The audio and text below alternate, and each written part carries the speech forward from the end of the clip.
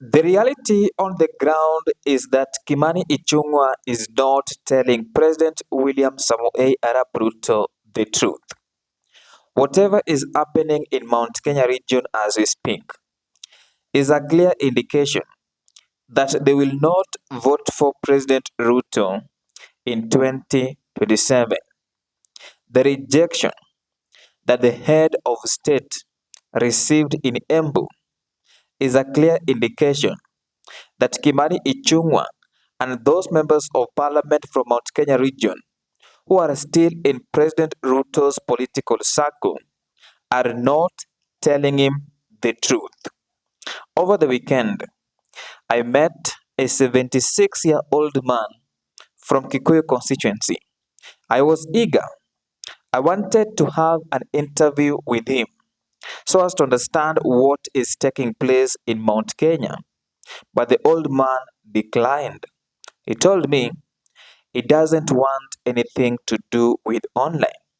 And I understand where the old man is coming from. But he allowed us to have a political conversation on what is going on in Mount Kenya region. And being that is coming from Mount Kenya region, and to be specific, Kikuyu constituency, the old man shed more light.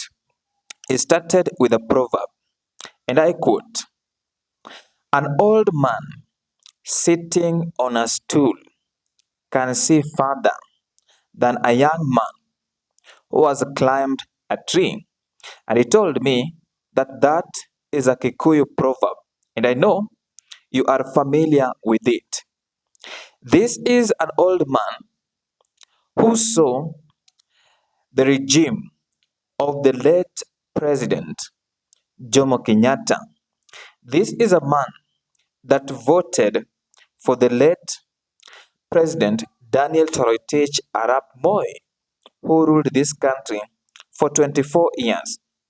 This is a man that voted for the late President Mwai Kibaki. This is a man that voted for President Uhuru Muigai Kenyatta. And in 2022, he voted for Raila Amolo Odinga because he listened to what Uhuru Kenyatta was telling them.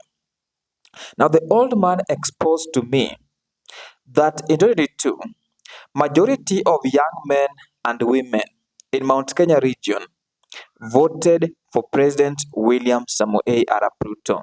And he told me the reality on the ground is that the young people are the majority in Kenya and also in the world. And I accepted that particular statement. But he told me something that also caught my attention, that these young members of parliament who are close to President William Samoei Arap Ruto, they're only there for their own personal interest, not for the interest of the region. And in fact, he told me there is a perception in Mount Kenya region that they were used to impeach Rigathi Gachagua. But allow me to take you back a bit. The old man also told me that in 2027, William Ruto will face a storm, especially if Raila Odinga loses the AU seat. And he told me in 2002, Raila Odinga left Kanu together with his political friends and also other political enemies. And there was a struggle. Who was going to be their flag bearer? Raila Odinga said Kibaki Tosha. And therefore, the late Daniel Toroitich Arap Moi's candidate was rejected. That is what happened. And he asked me, what do you think? Do you think Raila Odinga is a fool? That in 2027, if Kenya is going down, he will be in AU, he will come back and make William Ruto a one-term president. And he went ahead and told me that in Mount Kenya, they're not always voting emotionally, as Kenyans would say. But it told me in 2027 they are not going to repeat the same mistake. And impeaching Rigathi Gachagua was not the problem because the problem started and it decided to break down why Mount Kenya is not going to vote for President William Samoei Arap Ruto. The first reason, the fake promises. The current head of state promised to deal with the coffee, promised to deal with their milk, promised to deal with macadamia, but that has not been achieved. And therefore, they feel betrayed by the current administration.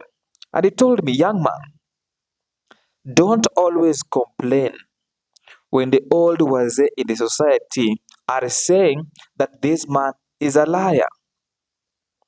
And I decided to laugh. I didn't know that he was meaning that the person who is a liar is in Kenya.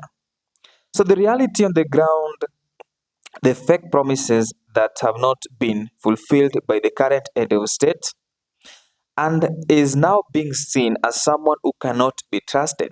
That is also another thing that is going to make the mountain not to vote for him because they're seeing him as someone who can betray the whole region.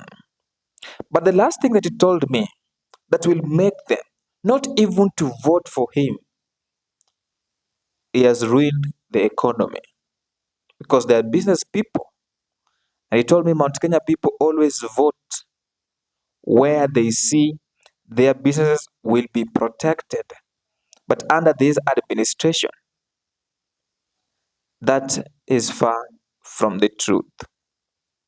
And just to cut the story short, the old man told me Mount Kenya is gone and William Ruto will not be voted by Mount Kenya, only a few people. And I asked him about Professor Kithure Kindiki. He told me that there is a proper channel, there is a proper way of someone becoming a kingpin for Mount Kenya region. And he told me he doesn't talk about Professor Kithure Kindiki, that is still a young man. Let them let President William Ruto and Professor Kithure Kindiki rule Kenya, but they must know that in 2027 Mount Kenya will not vote for them. But he never told me that Professor Kithure Kindiki is their kingpin.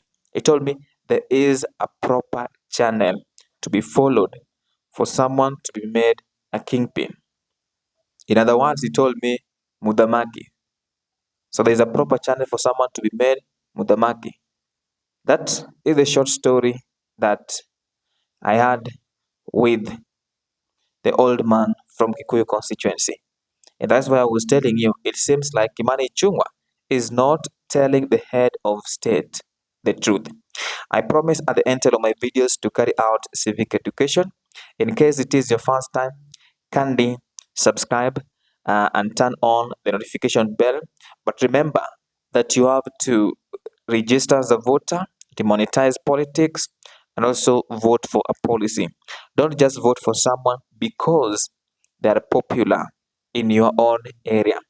That is it from the spot check. Bye for now. I will see you in the next video. But don't forget to subscribe and turn on that notification bell.